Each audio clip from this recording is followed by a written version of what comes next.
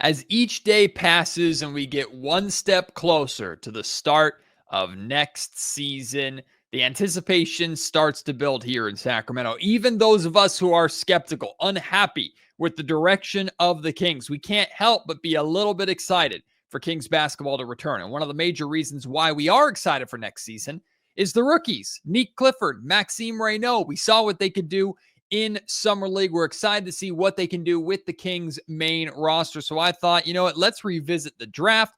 Let's talk to one of our new draft experts here on the Locked On Podcast Network about Nique, Maxime, and how they can fit in with the Sacramento Kings. Even a little talk about Devin Carter and if the Kings are giving up too early on him. It's all right here for you on Locked On Kings.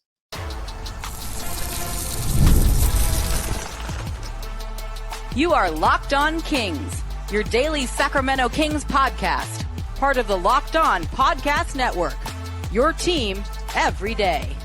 And now, ladies and gentlemen, it is that time for another episode of Locked On Kings. Hello and welcome into Locked On Kings, your podcast hub for Sacramento Kings coverage all offseason long. Today's episode is brought to you by FanDuel. Football season is right around the corner. Visit the FanDuel app today and start planning your future bets now. My name is Matt George. I have the privilege of being your host here. I'm a Sacramento sports anchor and reporter for ABC 10 News. And here on the Locked On Podcast Network, as we get more and more hosts and our reach gets wider and wider and bigger, it's always exciting when we bring some new experts into the fold. And my guest on today's podcast, Tyler Rucker, is one of our newest Locked On NBA Big Board hosts, one of our newest draft experts. He's the founder of No Ceilings NBA, which they've been providing fantastic draft coverage for years. I'm very excited to get to know these guys, very excited to be able to chat with them about the drafts in the future going forward and these prospects. And when I met Tyler, he had nothing but great things to say about Nique Clifford. And I was like, you know what? I got to get you on the podcast. Let's bring you in. Let's talk about Nique. Let's talk about what the Kings did at the draft, the opportunity that both these guys should be getting for the Kings main roster right away come the fall and winter time. So I think you will enjoy this conversation with one of our newest hosts and draft experts here on the Locked On Podcast Network. It's Tyler Rucker. I wish the Sacramento Kings didn't care about the NBA draft as much as they do, but they're the Sacramento Kings, and unfortunately, they are constantly looking at the draft as a symbol of hope. This year, a little bit different, of course. They traded into the first round, and I'm excited for the first time here on Locked On Kings to be joined by Tyler Rucker. He is the founder of No Ceilings NBA, which they've provided phenomenal draft coverage for years, but now he's one of the new hosts of the Locked On NBA Big Board podcast. Tyler, welcome to the Locked On NBA family, my man. I'm so excited to be able to talk to you. Like we said before we started recording, I hope I don't have to talk to you too much because the Kings have high draft picks every single year like they normally do. But hey, it's the Sacramento Kings, so we probably are going to get to know each other pretty well. No, Matt, thanks for having me on. Yeah, it's funny when talking to everyone at the Locked On family. It's like, hey, you guys don't want to talk to the No Ceilings crew too early because it means you're already, kind of maybe out of playoff contention. But it's exciting getting to talk to you guys, get to know you guys, and I'm excited to kind of see what the Kings' future holds in store. It's going to be an interesting season. I made a joke when we were introducing ourselves and Tyler was introducing himself to the Locked On Network. I said, say something nice about the Sacramento Kings in order for me to like you. And the first thing you said was how much you like Nique Clifford and the selection. So I'm like, okay, we got to get Tyler on the podcast. We got to talk about the Nique Clifford selection. The Sacramento Kings trading into the late first round in order to go and get Nique Clifford. He was obviously extremely impressive in the summer league, but I know it's been a couple of months, but take me back to draft night itself. You saw Nique be available for the Kings and he moves up, or the Kings move up and go and get him. Whether it's like a grade or just your overall thoughts on, hey, that's a good player for the Sacramento Kings to go out and get and make a move into the first round for. What did you just make of the selection of Nique Clifford in Sacramento? Yeah, I thought it was an outstanding get for the Kings. It was one of those players coming into the draft. Nique was one of my, my favorite prospects. And I'm not just saying this after Summer League where everyone's like, hey, he looked great. I had liked Nique last year. And this year I had some lofty expectations like, okay, he's returning. And I thought he took his game to another level just with the versatility. And then on draft night, I was like, oh, one of these upperclassmen's going to get the curse where they fall down the board because they're a little older. And I always go to bat for those guys. But Nique was one of those, you were asking around in the league, you're asking the scouts, and like, man, Nique can play. And they all felt the same way. They're like, why doesn't someone just go up and get him? Because he's going to be a guy that can contribute early on. And then I thought the Kings did a great job of, hey, we're not picking in the first, but let's go get him. Let's go try to make a move and be aggressive to get this guy that we had high on our board. So I loved the draft pick and the aggressive mentality of the Kings to be like, let's go get a guy that's going to help us right away. New front office. That's how you kind of leave your mark on that draft and be like, all right, we got a guy that we really were high on and we had to go get him, but go get your guy when in doubt. Of course, the Kings have a new front office, but older prospects have been kind of a type for the Sacramento Kings of going out and getting guys that are quote unquote more NBA ready. So, and again, based off of Summer League, it certainly looks like Nique Clifford is NBA ready. But I wanted to ask you about, in terms of like a skill that you think is, man, this is going to translate to the NBA right away. He still has to learn the game. Everybody has to learn the NBA game because it's different. It's the best in the world. But this is the thing I'm most confident about translating to the NBA right away. What is that for Nique? It's tough with me for Nique to pick one thing because I just love so many parts of his game. And that's not just like copping out with the answer. It's just Nique has been asked to play a wide range of roles in college, and he's accepted the challenge. He's welcomed it.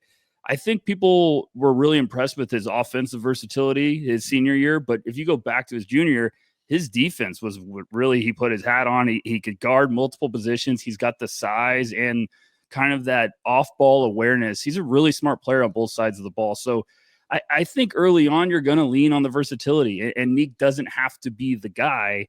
He's not going to be with the vets they have on that roster. He's going to have to earn his minutes. So I think Nique's going to say, okay, how am I going to get minutes? Probably my defense, and then also he can play multiple positions on both sides of the ball. So I think that's something really unique, no pun intended, with his kind of transition to the NBA as a rookie. Yes, he's going to be older, but he's battle tested. He's played number of positions and succeeded. So I think that's what makes him such an intriguing, rookie that could surprise people and earn some minutes really early on.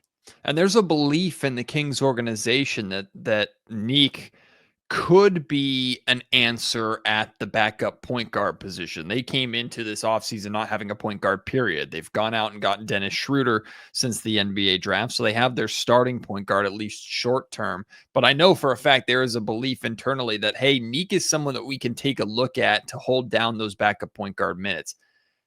I'm a little skeptical. I think everyone's naturally a little bit skeptical about that just because of his size, and the point guard position is pretty significant at the NBA level. But what do you think about Nique's ability as a point guard potentially at the NBA level? Yeah, I feel like Scott Perry telling that during the broadcast of Summer League got you, hey, whoa, what did you say? Let's rewind that. And it's an interesting thought because I understand the rationale behind it where you're kind of saying, okay, we got this talented playmaker, good vision, good feel, good size. Maybe we could kind of let him run the show. And I'm like, is he handling the ball all the time, or are you just running the offense through him? Because those are two different worlds. So I get excited being a Nique Clifford fan as a prospect, but now I'm like, how is this going to really work?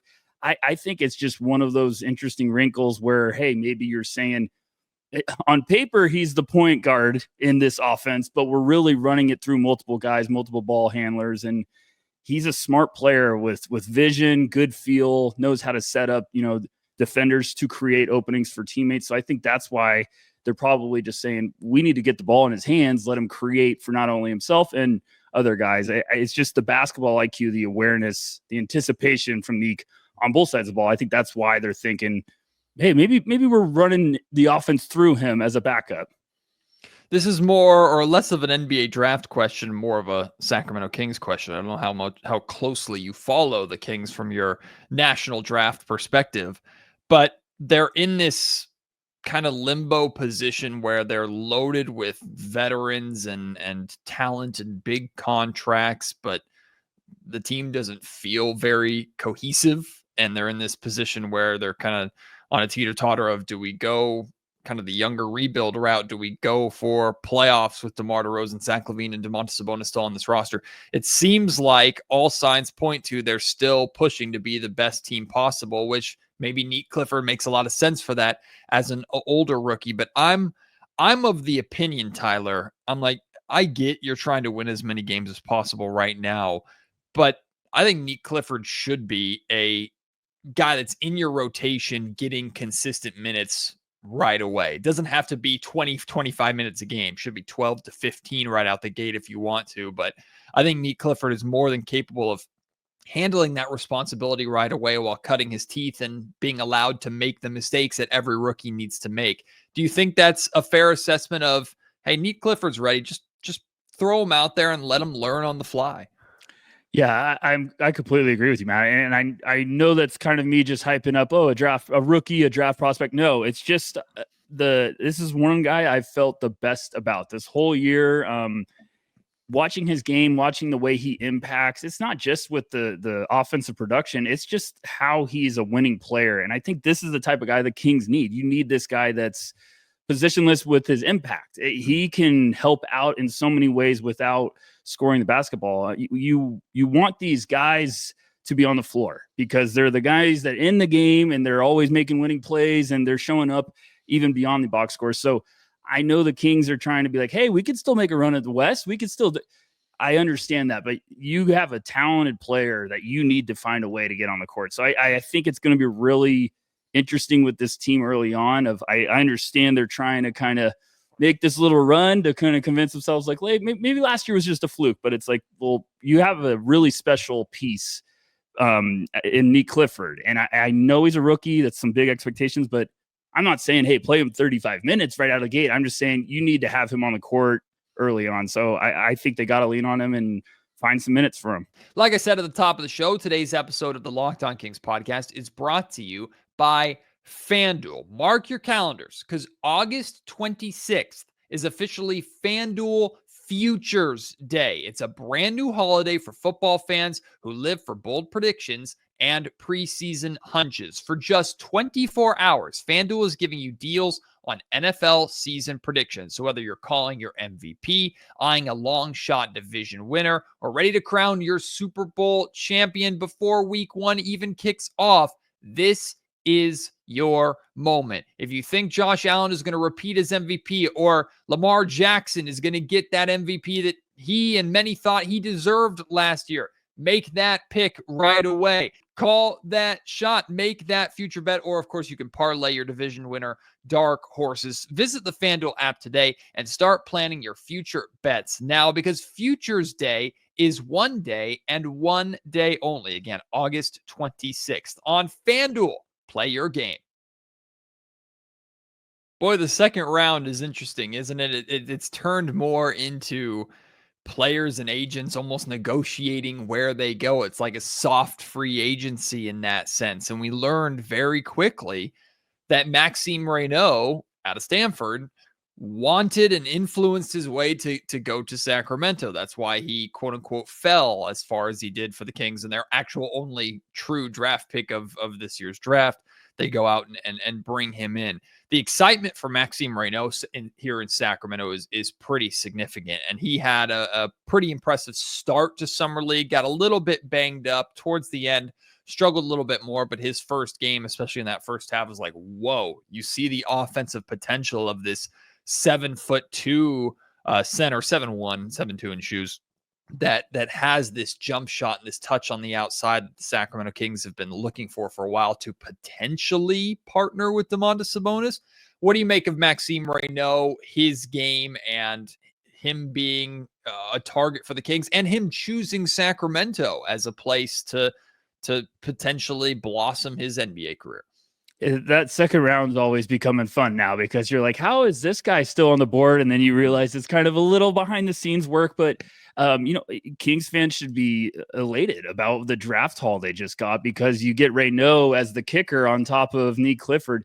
I thought it was a fantastic get for them. I thought it was a guy that could end up, at the end of the first round after a strong pre-draft process. And then he looked awesome with the Kings. You're seeing Nique and Raynaud at Summer League, and you're like, whoa, the Kings hit a home run so far in this draft. So I love his fit with the Kings. I think having Sabonis gives Raynaud kind of like, hey, there's no rush to get you in early, but it gives you some intriguing depth. And one of the more fascinating things with Raynaud is he has this pick and pop ability. He's got great size, but I think he shocks you with his fluidity, especially off the dribble. He can take guys and blow by them and throw down monster dunks. So there's a little bit of fun weaponry with his game, and I think that's something that the Kings should be excited about, of like, hey, we don't need to rush this. Let's let it fall into place. But early on, he might be able to help us out really as a pick and pop weapon or someone that can do some damage on the boards.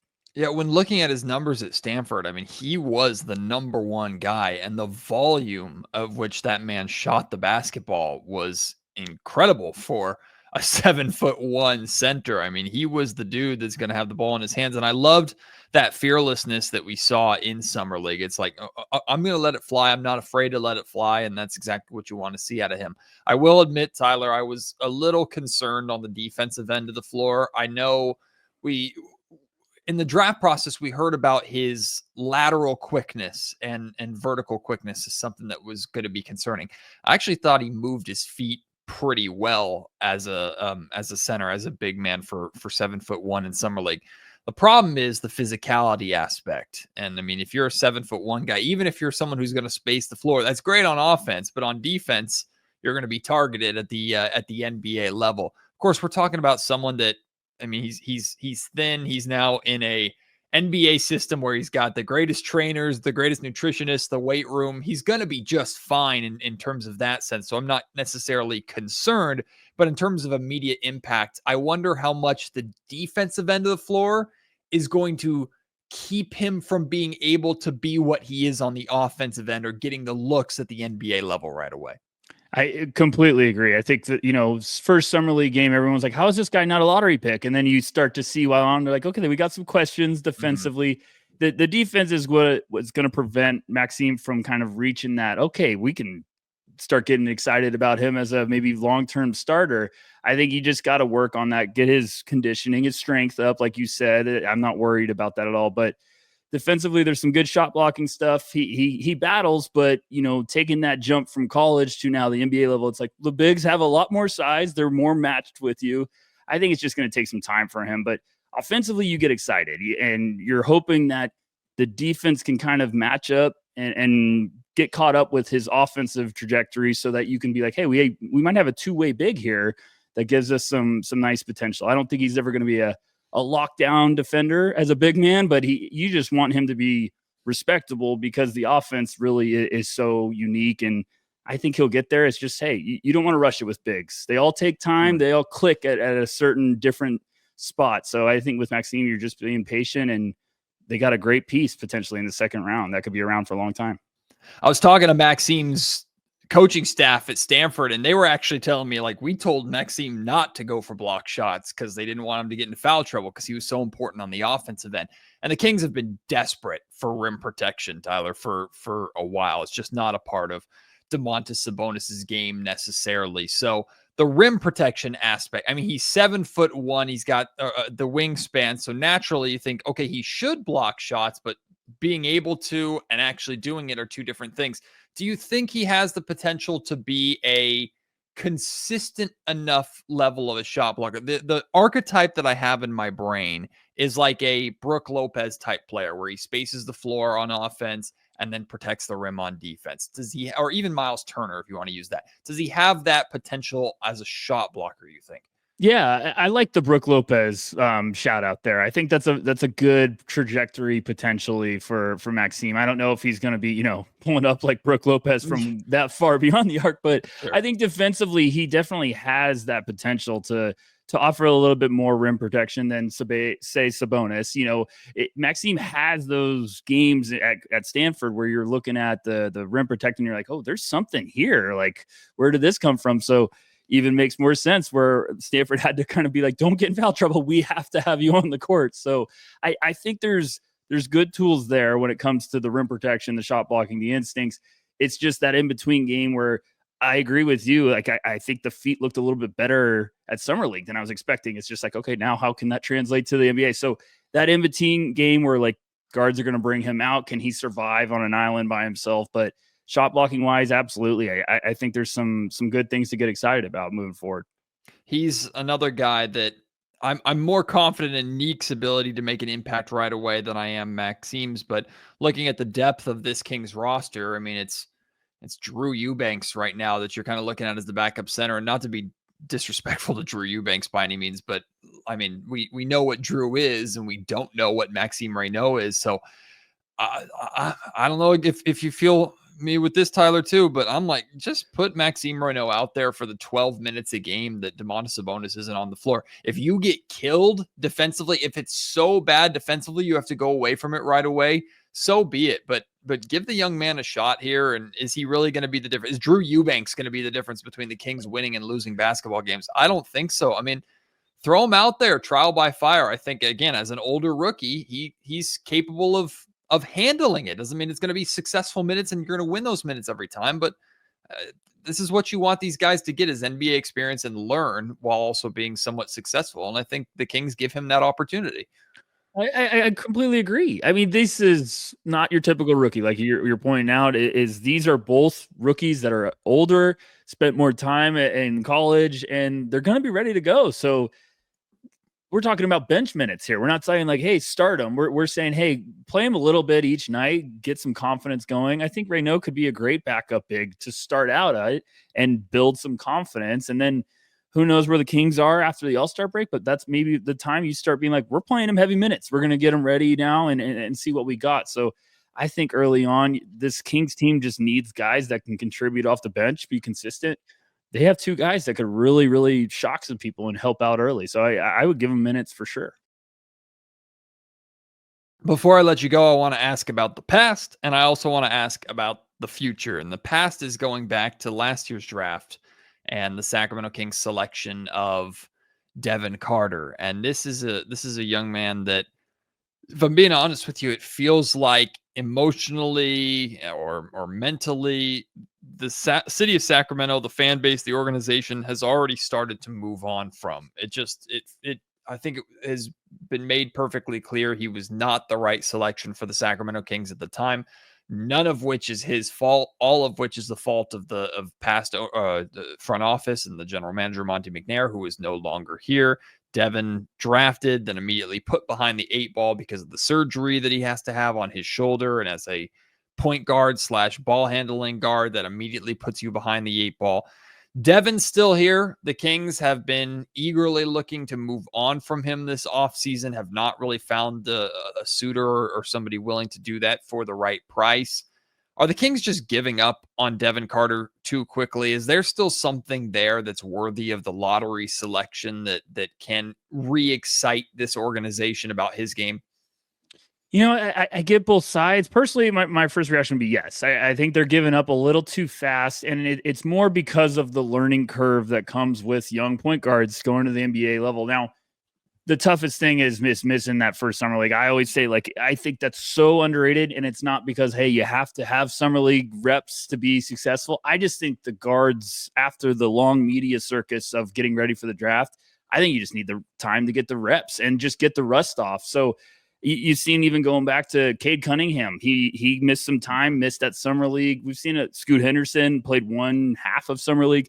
You just need those for getting the speed down, getting the reps, because once you are hurt, you're not playing basketball for a while. And then all of a sudden you're shoved into the training camp. And then it's like, hey, now you got to drink from the fire hose to get caught up. So I think with Devin, he was warranted being a pick that high. His season at Providence was fantastic. But he was playing catch up with the surgery, and it was a tough one. So in a weird way, I almost feel like this is his rookie year, if you want to put it that way, because he's having the full experience. I get, you get new management in there that are like, hey, we want to go our direction. I understand it, but I would still be wanting to say, hey, let's see what he could do kind of throughout the year. If you're still displeased at the trade deadline, maybe then you can get someone to kind of take a flyer, but I would want to be giving him a little bit more time. It's just young guards in this league. They click at different times throughout history. We've seen it. I would want to kind of see and be as patient as you can be. But I understand when you want to get to some point where you're like, hey, we need to find some guys to help us out. Yeah, and it wasn't just that he missed Summer League last year. He missed all of training camp too, and then came in mid-season during an absolutely chaotic time where the head coach was just fired and the star wanted out. I mean, last season was a tough season for anybody to deal with, let alone a rookie. But you said something there that piqued my interest. You said Devin Carter, point guard.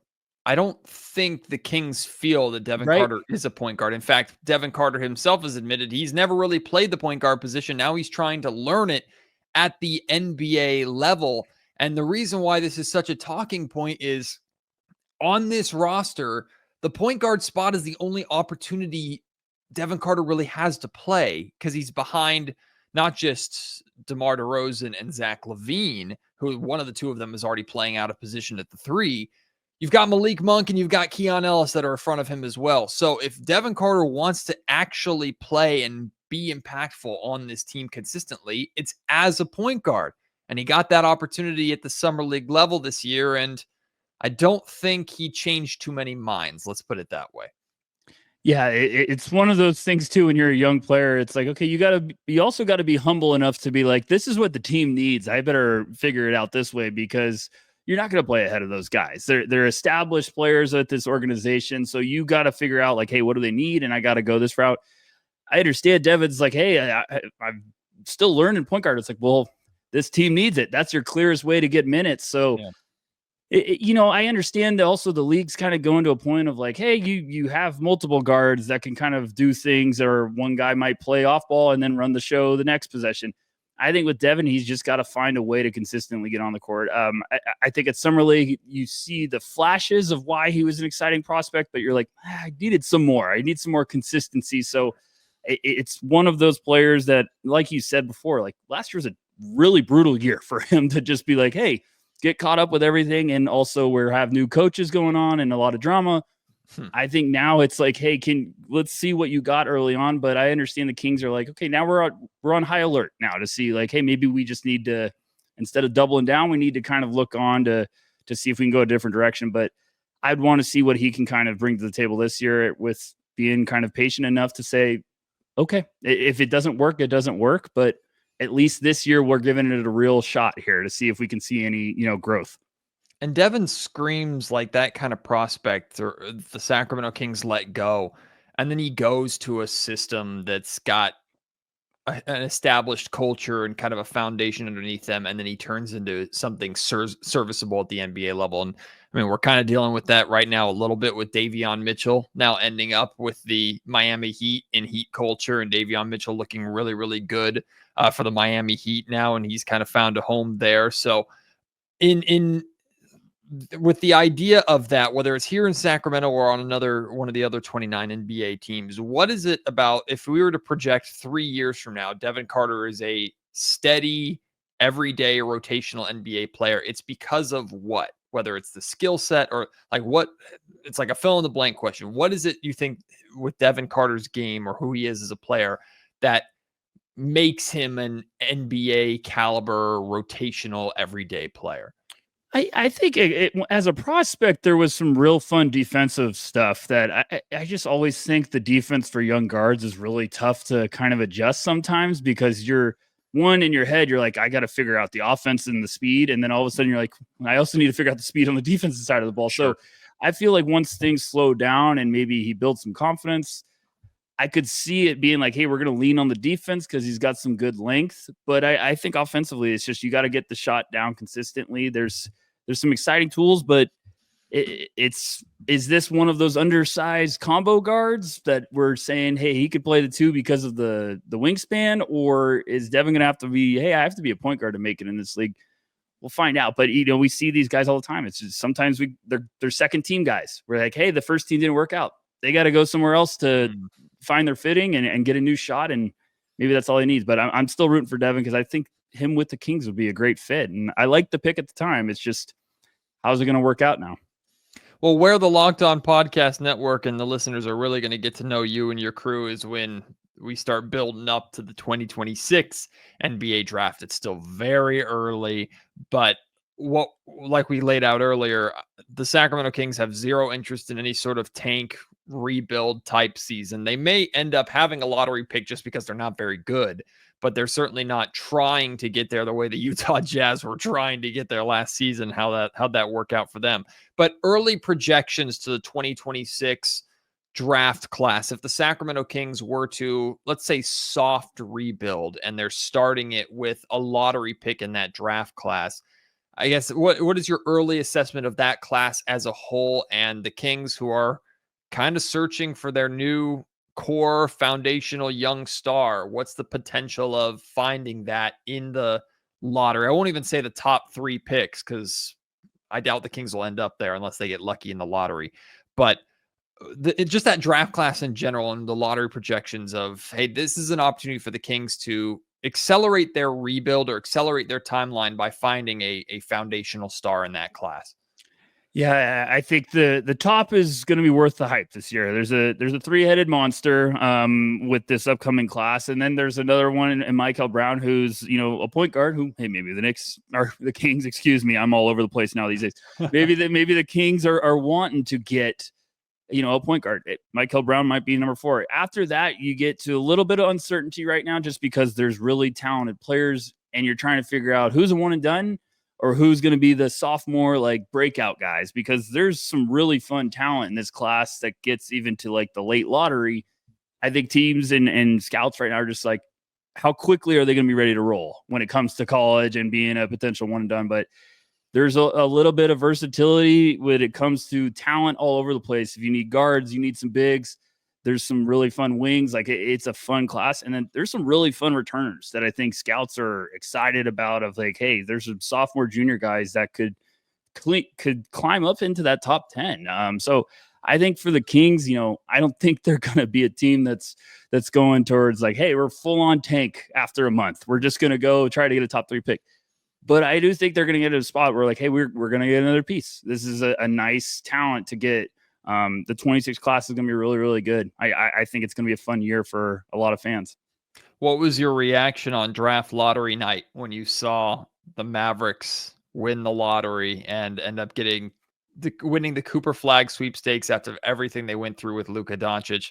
The world was screaming conspiracies and everything like that. But what was your reaction to, okay, we know Cooper Flag's home. It's Dallas.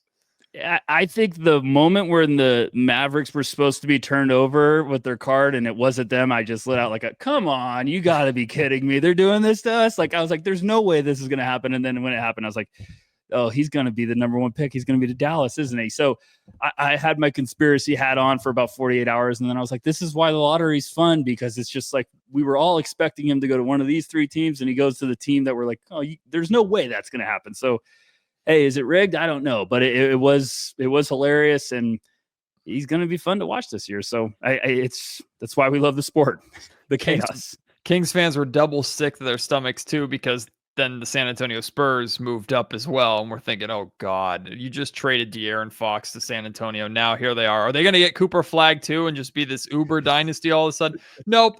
But they get number 2 and they get Harper, and then Kings fans started conducting this little evil devil on their shoulder. Will the Spurs move on from De'Aaron Fox now that they've gotten Harper? Will we get revenge in that sense? And then no, they give De'Aaron Fox this max contract this summer. But what did you think of the Harper selection? And now here's San Antonio with Harper, Fox, and Castle, who's coming off of winning Rookie of the Year. So there, you talk about a log jam at the guard position. I guess, what do you make of the San Antonio Spurs and what they're trying to do with Wemby and friends over there? Honestly, I think I was more surprised when the Spurs jumped up on. I was oh, the Mavericks, of course, they're just gonna, if it's rigged, they're gonna give it to the Mavericks. When the Spurs jumped up, I was you got to be kidding me. They're gonna get another one of these guys. So, it's gonna be fascinating with the Spurs. I thought Harper was the right pick. I thought this previous class was a 2-headed monster where it was hey, it was Cooper Flag, and then it goes to Dylan Harper. Then it's up for discussion. But I understand, they traded for De'Aaron. Obviously, they rewarded him with the extension. Hey, they got a logjam at point guard, but as the Kings are seeing too, you need to have some options to kind of find your guy eventually. So I think the Spurs are right now at a point where we have a lot of talent and guys that can handle the ball. We'll figure it out down the road. I love De'Aaron Fox. I know Kings fans, have an opinion about him, but it's one of those things where I think you still get guys that are just like, let's get some depth. And watching the NBA Finals, I think everyone realized the league's now shifting towards we need depth. We need more than 6 or 7 guys. We need a lot of different angles that we can run at teams. So I loved what the Spurs did. I thought they added 2 good pieces with Harper and Carter Bryant that maybe they're not ready to go right away, but I think now that's your roster. You're giving them flexibility to be patient. It's going to be a fun time in the West. It's tough right now for teams in the West because you're dealing with some really serious competition. So that's why I'm especially fascinated to see this Kings organization, which way they're going to go after, a couple months this year. Well, Tyler, you were very generous in saying the Spurs traded for De'Aaron Fox when in reality they pretty much got De'Aaron Fox for freaking free. Yeah, right. Chicago Bulls are the ones that paid the most for him, and they were happy to get rid of Zach LaVine. So who knows what the Kings are doing? The term that I've been using, and I've heard a lot around the league, and you kind of hinted at it there when talking about the Kings this year, is I'm interested, I'm curious, and that's like I expect it to fail, but I'm going to watch and see what the Chicago Bulls West look like. So I don't know, man. We'll see where the Sacramento Kings end up, and I have a feeling I'm going to be talking to you and your crew in a handful of months about what that draft class looks like next year for the Kings to potentially go out and find a new star. Here we go again. Please ignore my depression. Tyler, I appreciate you coming on Locked On Kings, my friend. Again, welcome to the Locked On Podcast Network, and I'm sure the Locked On Kings listeners appreciate it. So we'll chat again very soon. Appreciate you having me, Matt. Thanks.